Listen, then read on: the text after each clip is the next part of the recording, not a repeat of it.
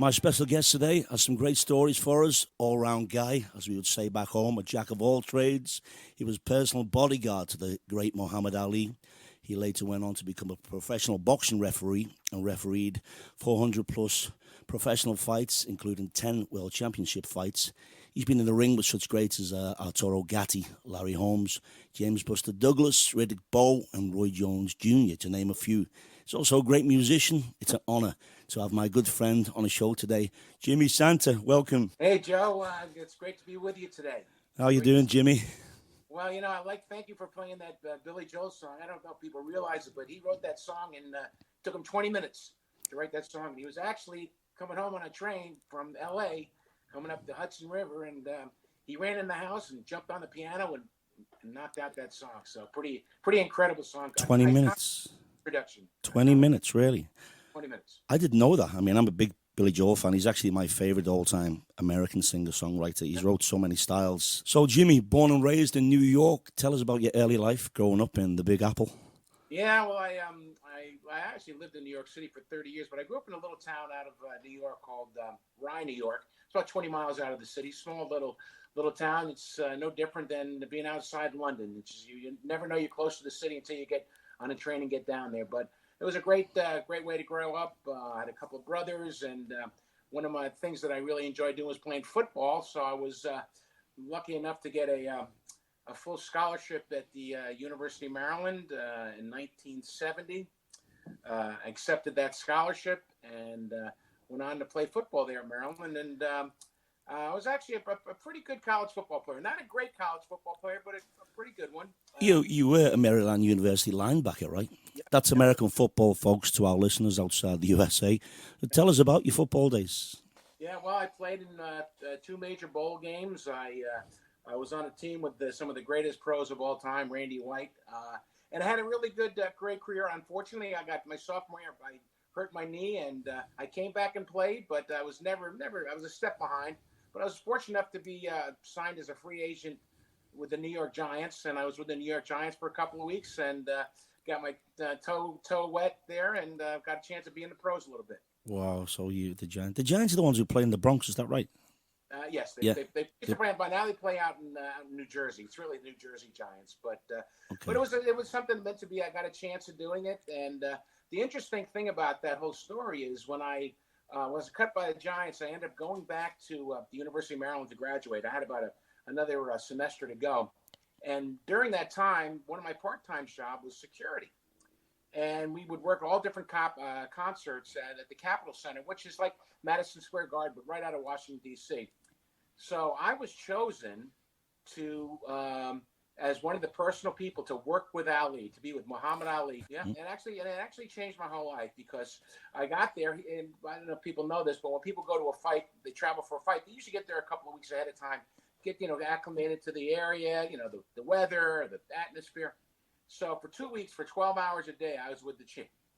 I was with the champ, and I have to tell you, Joe, Wow. It was one of the greatest experiences of my life. And I have to tell you, one of the greatest people I have ever met. He was the greatest of all time, and he was so nice and so down to earth. And my funny story with him is my first night. My job was to sit in front of his room for 12 hours a day, and wherever he went, any place, wherever he did, I went with him. So my shift was 8 p.m. to 8 a.m. And the first night I got there, and got all excited. And, introduced people, walked in. I kind of frisked them, make sure they weren't carrying anything, and meet the champ, and got a nice picture with him. So the first night, about 10 o'clock, he said, "Okay, I'm going to bed now. I'll see you at 6 a.m." I said, "Okay, champ." I'm right in front of the door. And sure enough, the first night, I fell asleep in front of the door, and he opens the door. I never forget. Some things you never forget, Joe. He opens up the door with a big smile on his face. He sees me sound asleep. Now, if that was Mariah Carey, I don't think I'd be lasting another day. But he shook me, and he said, "You know what? Don't you fall asleep tonight. I'm going to keep the kitchen open all night for you."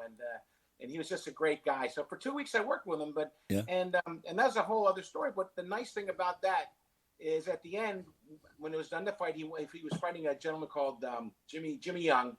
At the end, he won it, by the way. Mm. And at the end of the fight, and I thanked him. And he gave me a nice tip, and he said, "Jimmy, I've been watching you." And I said, "You're a big guy, and we need." He called me Jimma. He goes, Jimmy. "But we need big guys in the ring, and I think you'd be a great referee." I said, "Wow, I never really thought about that." I said, "That'd be great." He said, "I'll tell you what, I got some friends down in New York and the New York State Boxing Association. You give them a call when you get back from school. And so, sure enough, I called commission and they said, well, we've been waiting for you to call. Somebody from Ali's camp called and we want you to start training. This was 1976.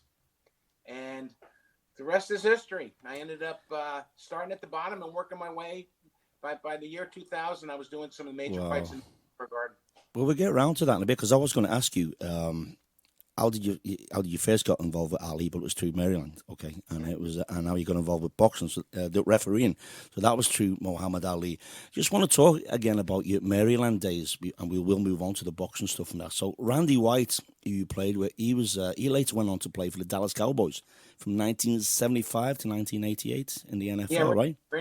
Yeah, Randy and I are good friends, good buddies. Wow. Okay, that's awesome. Interesting thing about that team, Joe, is my senior year we had 11 guys drafted and 6 free agents. So 17 people from my senior year team went on to the pros, including myself as a free agent. So a pretty talented team. Well, there's also a YouTube clip I watched of you. I forget the guy's name. He's now the coach at Maryland. And, yes, was he? Okay. He actually just retired. Really good guy. Did he coach you?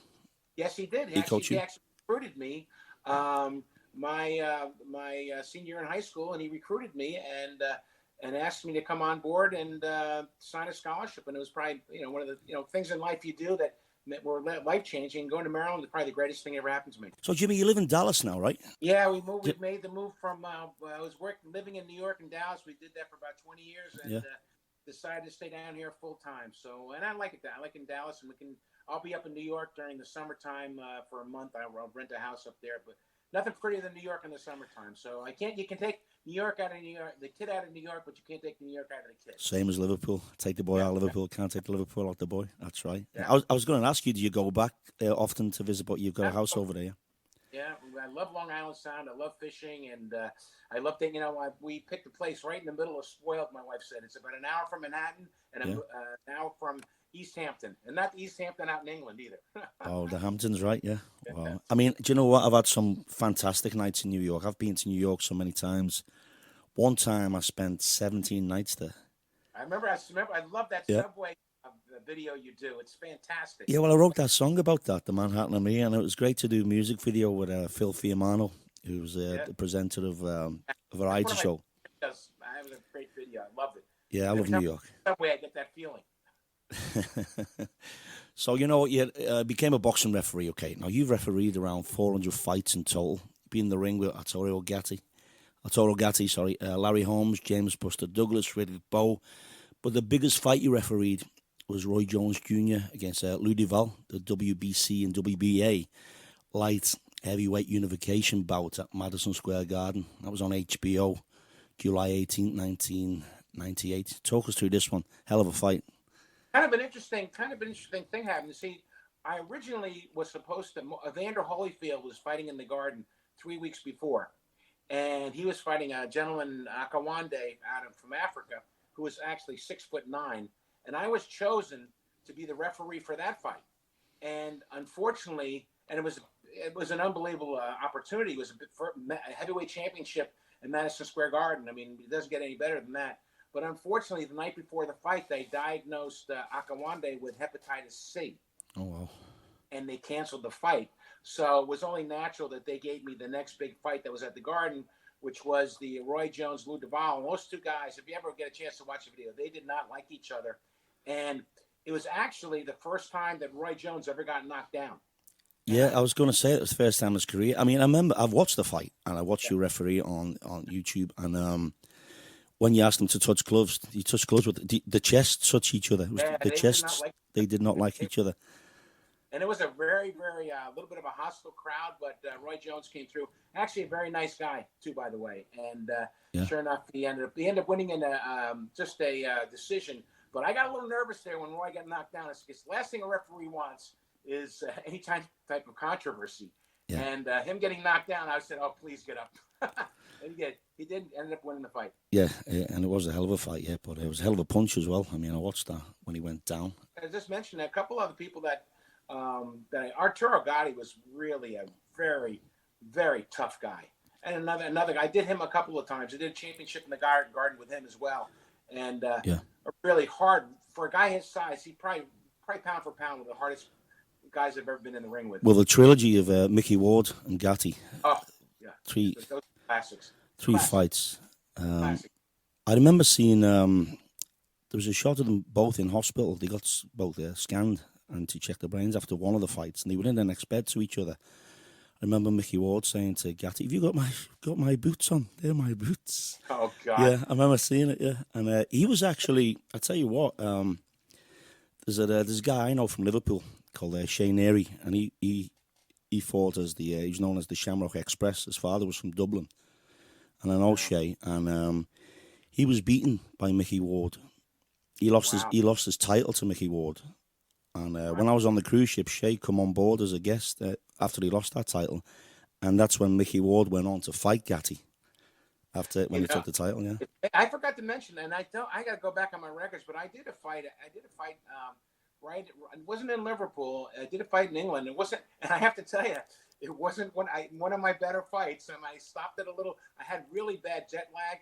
No one got hurt.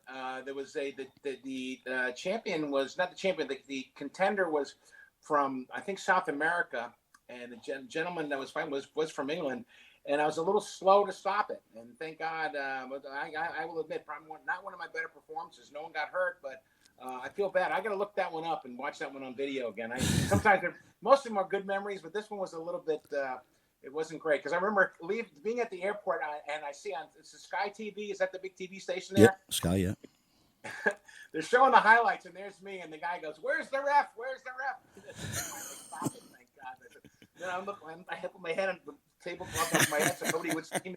I couldn't wait to get out of there quick enough. But nobody got hurt. It was actually good. I just stopped it a little too late, and that's what makes it very difficult when you're a referee. You stop it too soon, you ruin a guy's career.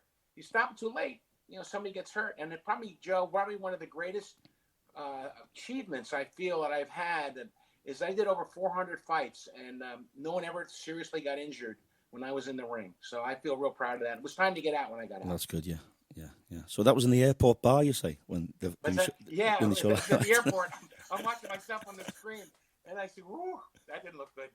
But I flew out there. I was extremely jet lagged. It was like my legs were in cement. Yeah. And I wanted to stop the fight, but I just couldn't get my body over there. I stopped it, and he took a little punishment, but thank God nothing bad happened. Do you remember where the fight was in the UK? Do you remember which venue it was? I think it might have been in Manchester. Okay. Could have been. I have to look. Could have been the Manchester Arena. Yeah. It was an IBO championship, and I have to go on YouTube. God, I just can't remember. I did so many, but yeah. I remember leaving the country that day. It wasn't fun. Yeah.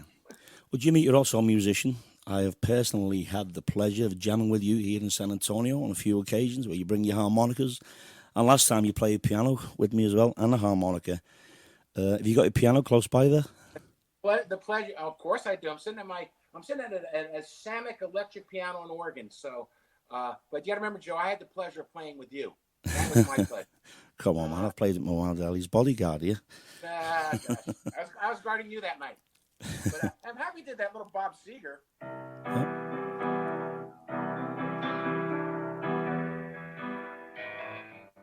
Can you hear the piano okay? I can, yeah. So we're going to play a little game? Go on. Okay. So it's your spot. Come on. Yes, since this also doubles an organ. Okay. And some are going to be pretty easy. How about I do the intro to a song, right? Real quick, and you got to guess the song. I've got to guess the song. Put me on the spot, Jimmy. Why don't you? Okay. Listen.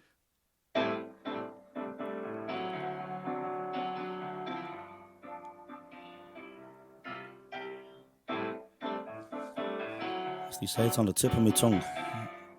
Come on, buddy. Come on. You've got me here, Jimmy. Saturday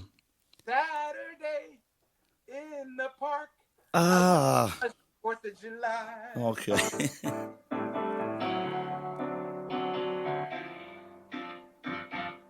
Give me another one. Okay. That's one. I got you. You got me on that one. All right. All right. This is fun. How about we switch it on an organ? You ready? Yeah.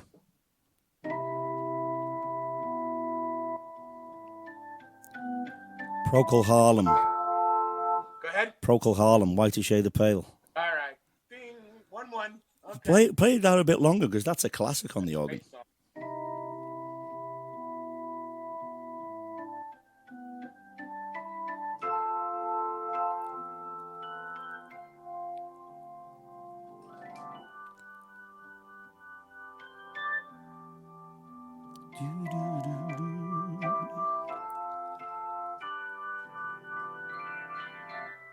Skip a light fandango. Oh my God. Do you know what? There's a comedy film. I don't know if you've ever seen it, but if not, look it up. Called The Commitments, and it's about a Dublin band.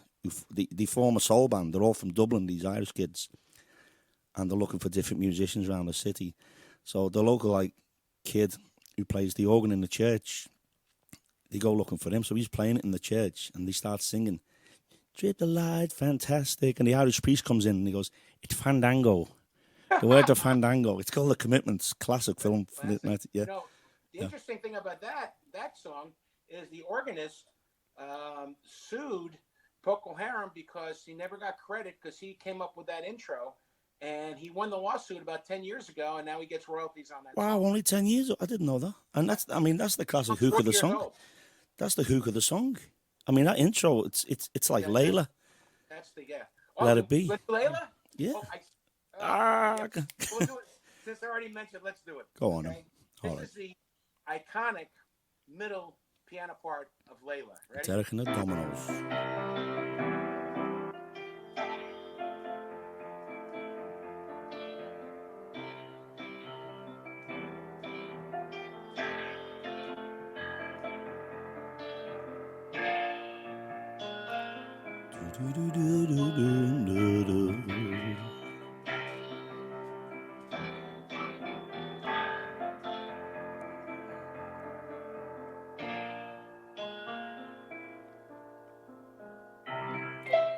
I've actually got that on vinyl. I've got the 45 of that on vinyl. You know, the interesting thing, every time I hear that song, I think of Goodfellas when they're showing the bodies. Oh, yeah, that's right, yeah. The guys are in the freezer. They're pulling them out of the auto dumps and stuff. That's a classic song. Great song. You play any of the old, I love, as you know, massive Sinatra fan, Tony Bennett fan. You play any of the old swing stuff? I think we talked about doing something like this. I have this piano here, but it also has what I call it a little band behind it. So we can do something real quick. Okay. Let me just make sure everything is set up on my side here. All right, there we go. So you ready for Count Basie? Count Basie, bring him on. 2, 3, 4. Can you hear that okay? There's the count. There's the count. Nice tight band, huh? So now I also introduced Harry Connick. Ready? Here he comes. Ready for Harry, go on.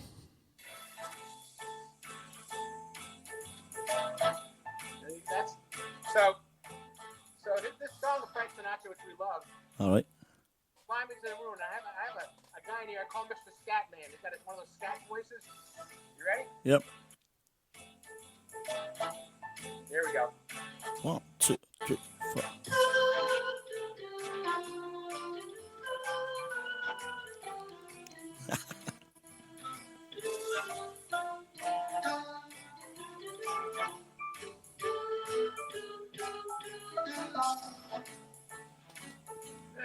I'm going to end it. Ready? I'm going to end it now.